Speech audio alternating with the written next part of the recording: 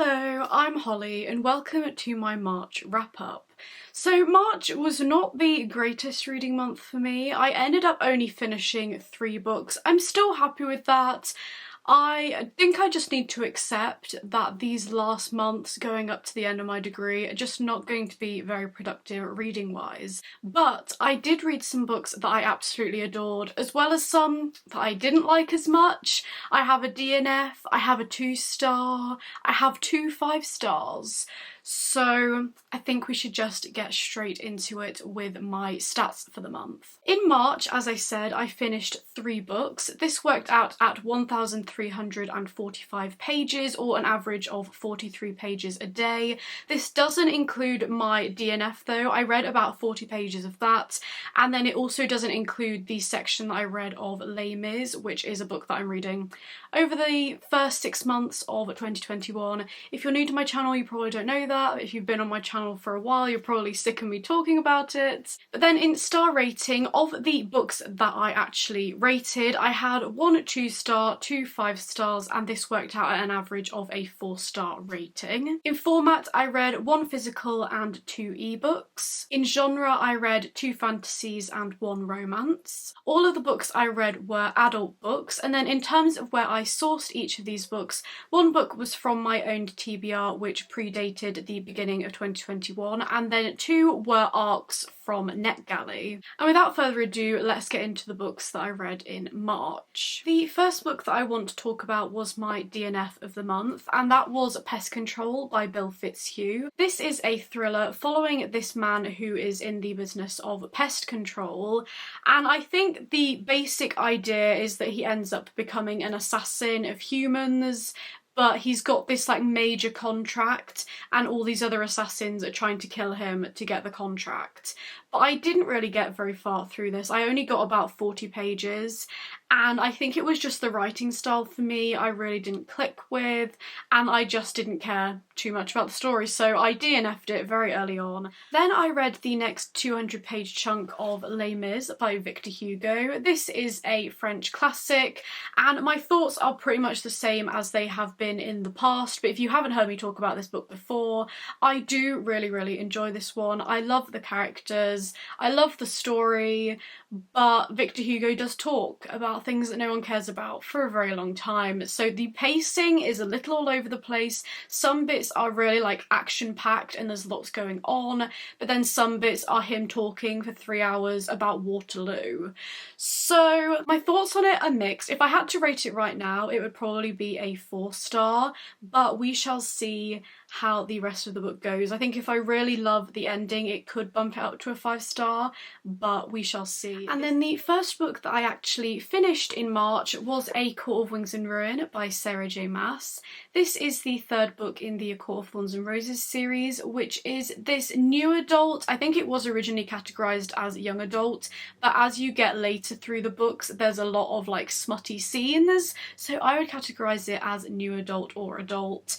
And the first book follows this girl called Feyre, who ends up killing this wolf, and it turns out he was a fae, and because of this deal in place, she ends up having to go and live in the world of fae. And this is primarily a fantasy romance series, so romance plays a huge role in it, and I really enjoyed this one. I gave it 5 stars, and I think that this is going to be one of my favourite series. I wouldn't say that this is like the pinnacle of literature, but it is so fun. I love following these characters. I love the banter between the characters. The plot of this one was very war focused, and that's something I also really like in fantasy books, so there was a lot of plotting and trying to make alliances with people who you don't really like, and I just love this one. I would have liked if some of the stakes were maybe a little higher, because I don't really want to spoil it, but there doesn't seem to be like long-lasting repercussions. Everything is kind of just like wrapped up very nicely, and I felt like it was a little bit predictable, but when I went into this book, I wasn't expecting it to like, you know, really shock me and like change my world, so it basically did everything that I wanted it to do. I loved it from from the first page to the last page.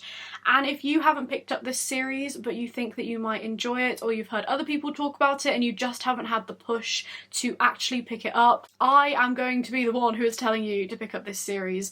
Read the first book. If you don't love it, read the second book, because I think the second book is really where this series like hits it off. And overall, I just thoroughly enjoyed this one. Love the world, love the magic, love the characters, I loved everything, so of course it had to be a 5-star read. Then we get into my first ARC of the month. So an ARC is an advanced copy, if you didn't know, and the first one I have to talk about is one that I didn't love, and that was The Beautiful Ones by Silvia Moreno-Garcia. I've been hearing fantastic things about this author for the past few years, so when I saw this book was on Netgalley, I thought that I would request it, and I didn't love it. I ended up giving this one 2 stars. I had a lot of problems with it, and this is actually a re-release, so I think it originally came out in 2017, but I don't know if it went out of print or something, but then obviously as Silvia Moreno-Garcia has become more popular over the past few years, they have reprinted this one.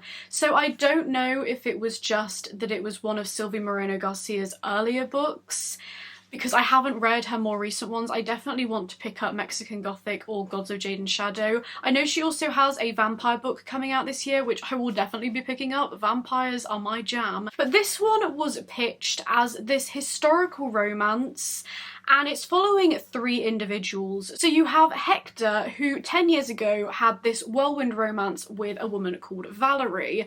Valerie ended up marrying someone else, and then 10 years, so in the present timeline, Hector moves to the same city as Valerie, and he ends up dating or courting Nina, who is Valerie's cousin-in-law, to kind of get Valerie jealous, even though she's still married to someone. It's a bit of like a complex romantic kind of thing, and this is set in this like historical France, I think. The setting wasn't very well discussed or described, so I wasn't entirely sure, but there were definitely a lot of French words and stuff. I'm not sure about the setting, and I didn't like the characters. I didn't really like the setup of this book. The fact that Hector was basically just dating Nina to make Valerie jealous, even though Valerie is married, like, I don't really understand, because Nina like fed hell over heels in love with Hector, and knowing that he was kind of just stringing her along, I just really didn't like. So I don't even know if I would consider this a romance. I don't really want to spoil the direction that the story goes, but I did not feel that any of these characters had any like connection or chemistry. I just hated the characters. I think if it is going to be a romance, you need to like the characters, or you need to at least like the romance, and I didn't like that. And then for some reason, magic was just thrown in there. So Hector and Nina have these like kinetic powers, they can move things with their mind. And I just didn't understand the point of that. If you're going to have magic, have it make sense. This book could have been almost entirely the same if magic was taken out, and I feel like the magic is kind of a selling point. I heard that it was like this historical fantasy romance, and that sounded like it was right up my alley, but because the magic was just like not explored, or I didn't understand why it was there, it just wasn't the book that I thought it was going to be. And I did like the ending. I think the ending was quite exciting, but it was almost like, I don't know if this is the case, but it was almost like the author had that final scene, or the scene before the final scenes, you know, like the big climax of the story in her head at the beginning. Like she had that vision and she was trying to make a story around that, and because of that the ending was really well developed, but everything else felt rushed, it felt underdeveloped, it felt flat. And I also felt that there was a lot of telling and not showing, a lot of info dumps, which I just didn't feel fit the genre of the book very well. If I was wanting like an adult fantasy, I can kind of excuse if there are these info dumps about, you know, politics and magic and the world, but I didn't know anything about this world. I barely knew the characters, I didn't understand the magic. Like, magic is very hated in this world, you're very ostracized if you have magic, and I would have liked if that was more explored, but I just felt like nothing was explored. I would love to know if you have read this book, or you're going to read this book, or in the future if you do read it, because I think Did it come out? Is it coming out this month? It's definitely coming out soon, or it came out recently. But I'd love to know other people's ideas and thoughts on this book, because personally for me, I just didn't really enjoy it at all, and I didn't understand the point. If it was maybe trying to show that romance and like romantic relationships are more complex as they are in real life, it just didn't really hit the mark for me. So I ended up giving that one 2 stars. I'm very sad. I am going to try another book from this author. I'm pretty sure that I'm going to get to Mexican Gothic hopefully this year, and maybe her vampire book. So if I try a couple more, then I will see if this author is for me. But this one was a major letdown and a disappointment. And then the final book that I read in March was actually a much better read for me, and that was Ariadne by Jennifer Saint. This is another book that I believe is coming out in April, so this month, and I love this one. Gave it 5 stars. It was incredible. So this is a retelling of Ariadne. If you don't know who she is a character from the Theseus and the Minotaur Greek myth, and this is following Ariadne through her life, through the trials and tribulations of her life, her interactions with gods, with Greek heroes, and I loved this one. I read Circe and the Song of Achilles, I think it was last year or the year before. Maybe last year. I loved them, and I think if you love Madeline Miller, especially if you love Circe, I think that you will adore this one as well. It had the same kind of beautiful writing, these complex female characters, these messy relationships, and it doesn't shy away from the brutality of the original stories. I will leave a list of all the content warnings in the description. I always do that if I have read the books, so I definitely recommend checking them out. There might be some mild spoilers, but if you are like triggered by anything, I definitely recommend checking them out, because there was a lot in this book and you just felt so much for Ariadne, the things that she goes through. And I think the comparisons to Circe, there are some like setting similarities as well, but just the way that Circe is like beaten down by the men in her life and the way that Ariadne is beaten down by the men in her life, I just think that they were so strong and powerful characters, and I just like loved every single second. It was one of the first books that I've read in a while that I couldn't put down. And I've been in a bit of a reading slump, if you couldn't guess, but this one I was just like thoroughly engrossed. I loved every single page, the writing, stunning. And there was also a sister relationship in this that I really enjoyed.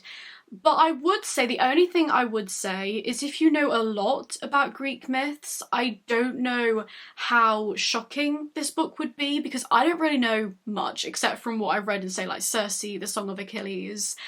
And I didn't really know where the story was heading, so a lot of this was me wanting to find out what was going to happen. And I believe that the way that this story is structured is very similar to the myths, so if you know what's going to happen, it might not be as shocking or as intriguing. I'd still recommend it either way, but especially if you don't know Greek myth. I think a lot of people who maybe don't know anything shy away from books like this, but I actually feel like you could get a lot out of this and really enjoy it. But yeah, there are some dark topics. I think suicide is in there, maybe sexual assault, rape, bestiality, stuff like that, so do be aware. Obviously that's very like reminiscent of the Greek myths, but yeah, brilliant, absolutely brilliant. I think it's going to be one of my favourite books of the year. I just really, really love that one. So that was my wrap up for March. I think this has been pretty short and sweet. Have you read any of these books? Have you read A Court of Wings and Ruin? Are you hoping to read any of these books? Obviously 2 of them come out or have recently come out. I think they're coming out later in the month, but I don't know when this video is going up. It might have already come out. But that is it for today's video. Thank you for watching. I hope you enjoyed, and to everyone out there, stay curious. Bye!